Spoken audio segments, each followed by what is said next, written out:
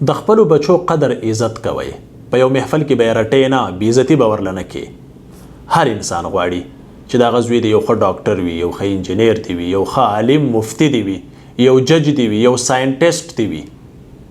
نو چې ته د زوی نه دا څیز جوړول غواړې نو هغه به په یو محفل کې بیا رټئ نه، د هغه بېعزتي به نه کې.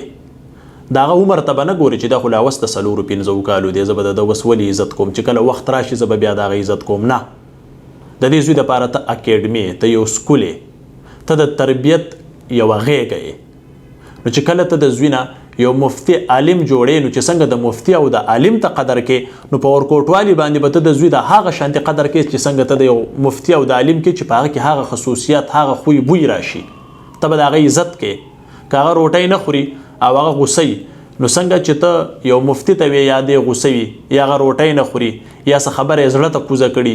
څنګه چې ته د هغه عزت کې هغه په خوله کې دې سیس تیراولي، همدغه رنګې به ته د خپل زوی سره کې.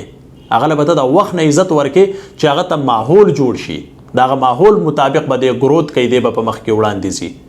او که زوی دې په یو ځای کې ناست او میلمانه راشي او ته ورته چې پاسه څښاپټیه دلته څه کوې چې ناست یې، ګورې نه چې دلته نور میلمانه راغلي دي. نه، دا تا د زوی بېعزتي وکړه او یا پې ګزار وکړې، یوه څپېړه یې ووهې. د هغه ماشوم خو په دا باندې وس نه رسي چې تاله دوباره څپېړه درکړي، بلکې دا دې زړه ته ورکوس کړي دا څیزه، دغه څپېړه، دغه بد رد، دغه بېعزتي چې ته د خپل زوی کې، دا ته په بینک کې جمع کړې د یو وخت دپاره، او بیا څه موده بعد 10 کاله یا 20 کاله بعد هغه بینک چې کومې څپېړې او کومه بېعزتي تا جمع کړې ده د خپل زوی په حق کې، د دې سره بیا سود یوځای شي، دا بیا ډېرې څپېړې شي، دا بیا ډېره بېعزتي شي. او دا ضروري نه ده چې بیا زوی دې ستا لوی شي هغه به تاله څپېړه درکوي یا به مطلب تا ته بد رد وي. نه، هغه به داسې کارونه کوي چې ستا زړه ته به پې دوک رسي، ځکه چې تا په خپله د هغه تربیت کړی په ورکوټوالي باندې. حدیث مبارک دی المرء علی دین خلیله، چې د کم محفل سره کینې د هغې رنګ به تا ته لګي. نو ته د زوی دپاره یو محفل یې، ته یوه اکیډمي، ته یو سکول یې، نو د زوی سره په ښه لهجه باندې خبرې کوه چې هغه ستا دوست جوړ شي.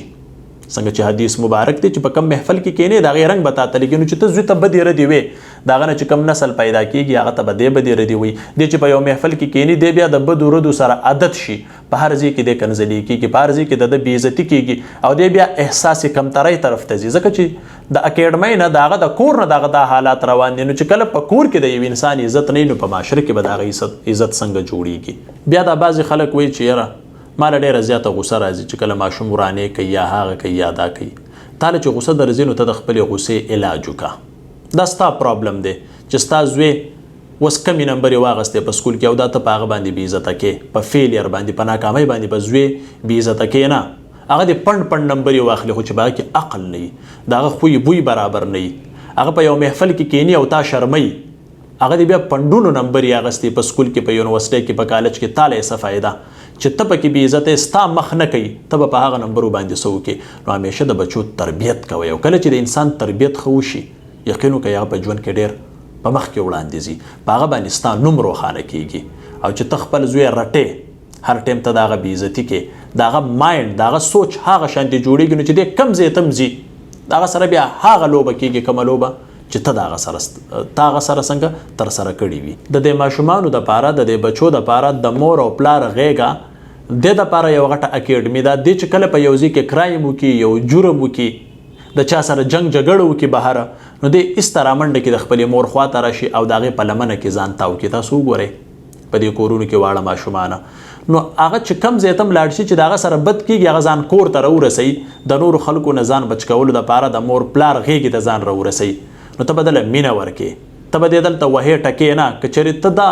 په ده باندې د څپېړو ګزارونه کې، په ده باندې د سوکانو ګزارونه کې او ته د ده بېعزتي کې، ټول عمر به د دې ماشوم سره دغه لوبه کېږي، کومه لوبه چې ته د ده سره ترسره کې. نو همیشه دپاره د بدو ردو په ځای باندې زوی ته یو ښه تربیت ښیه، یو ښه سوچ ورته ښیه، ښې خبرې ورسره کوه، اخلاص په خپله باندې کوه،